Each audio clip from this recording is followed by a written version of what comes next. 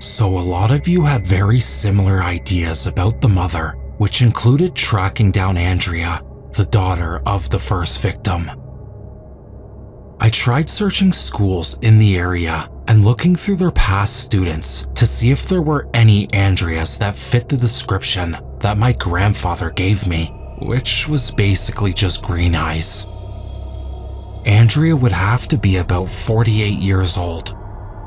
There were 2 Andreas that had green eyes, and after a little bit more research, I found their Facebook pages.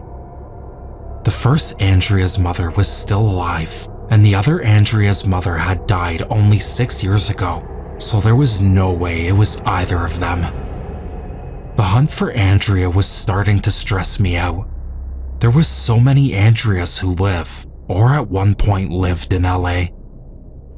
Instead, I moved on and began searching for Winston's wife. I knew her name was Rachel Winston. I looked her up, hoping that she was still alive, and she was. I found her on Facebook as well. Her name was now Rachel Winston Larez. She had remarried in the 90s and had 3 children and 5 grandkids. She had recently uploaded a picture of her and my grandfather and another man. Her caption was directed at the fact that my grandfather had just died. I decided to give her a call. Hello? Hi, my name is Eddy Romano. I'm Lorenzo's grandson. I was just wondering if I could ask you a few questions about my grandfather. I understand if you decline. Hello, Eddy. Lorenzo told me a lot about you. I'm so sorry for your loss, but I will do my best to answer any questions you might have about your grandfather. Oh, thank you. I'm not sure if this is out of line, but my grandfather told me about your first husband's death. I was just wondering if you could tell me anything about what happened during that time. Yes, Andrew committed suicide in a psychiatric hospital in early January of '76. Lorenzo and I went to go visit him the day before he died. He seemed a lot better. He wasn't freaking out the way he had been all the other times that we visited him.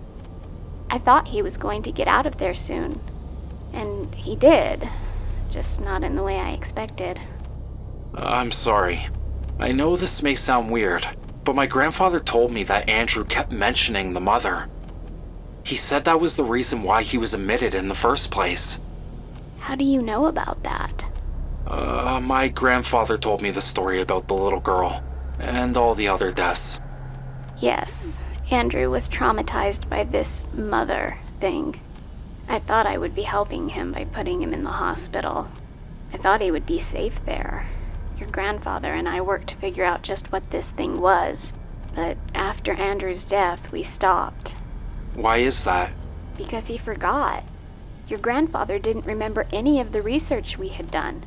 He didn't remember anything about the mother until that boy died, months later.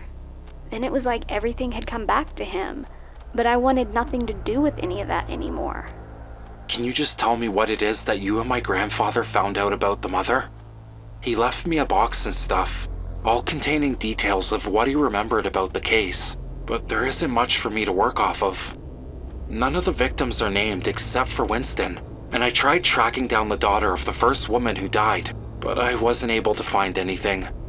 Her name was Andrea Stewart. The last that I checked, she was still alive. You won't get much out of her, I'm afraid. She's been in a psychiatric hospital for most of her life after she had a series of mental breakdowns in the years following her mother's death. She won't speak to anyone anymore. Do you know what hospital she's in? I'd really like to go visit her. She's at Pines View Hospital in New York. Oh, thank you so much. You're welcome. And be careful. Your grandfather had a theory. Whenever you get too close to figuring out something about the mother, it steals your memories. Try to remember. Remember the mother. After that message, Rachel went offline, and she hasn't gone back on since then. I thought about what she said, and the information that my grandfather left me combined with these updates, should be enough for me to not forget anything major. After a quick search, I learned that Andrea had been adopted by her aunt after her mother's death. A few years after she was admitted into the hospital in Los Angeles, she was then moved to another hospital about a year later. After that, the updates stopped. I was thinking about how the hell I was supposed to get to New York on a budget of a college student. I really think I need to at least try to speak to Andrea, but that seemed to be getting more and more impossible. I'm going to be staying home with my dad for the next few weeks, keeping up with my classes online. I've asked my dad if my grandfather ever told him about the story of the mother, but he said no. He told me a few cop stories, like about an old woman who was robbing people in the grocery store parking lots. But no, I don't remember anything about a mother. I decided to ask him about my grandfather's partner, Winston, but my father didn't seem to remember him. I pulled up the picture from Rachel's Facebook, assuming that the second man in the photo had been Winston, and showed it to my father. Nope, sorry Ed. He doesn't look familiar and his name isn't ringing any bells. Maybe your grandfather never told me about him. But wait. My father then took the phone from me. This is Rachel, right? I know this woman. She could come over all the time to have lunch at our house.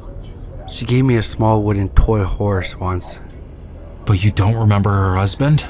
I don't think she's married. I took my phone back. Yes, she was. To Winston. Andrew Winston. My father looked like he was thinking about it for a while before he sighed and shook his head. Sorry, I don't remember her being married. That's weird. I don't know what to tell you, Ed. I stopped asking him about it after that. I'm not really sure where else to go from here. I've been reading through my grandfather's journals, and I'm about halfway through the first one. A lot of the information in them is repetitive. He mentions details of the first case constantly, things like the message and the fact that the victim's wrists were all cut and they were listed on every few pages. I thought about what Rachel said about my grandfather having forgot about the mother, and I'm starting to doubt that the journals would ever help me. What if he never wrote down one piece of information that I need in order to figure this out? If he forgot it, what if he never remembered it? There isn't anything that I've found so far, but I'm hoping there's at least one more thing that my grandfather found out about the mother. It's later on in the day now, and I was just on Facebook, checking to see if Rachel was online. I was planning on asking her if the man in the picture was in fact Winston, but instead, I found something else. On Rachel's Facebook page was a post shared by one of her children. Rachel's dead. She committed suicide just a few hours ago.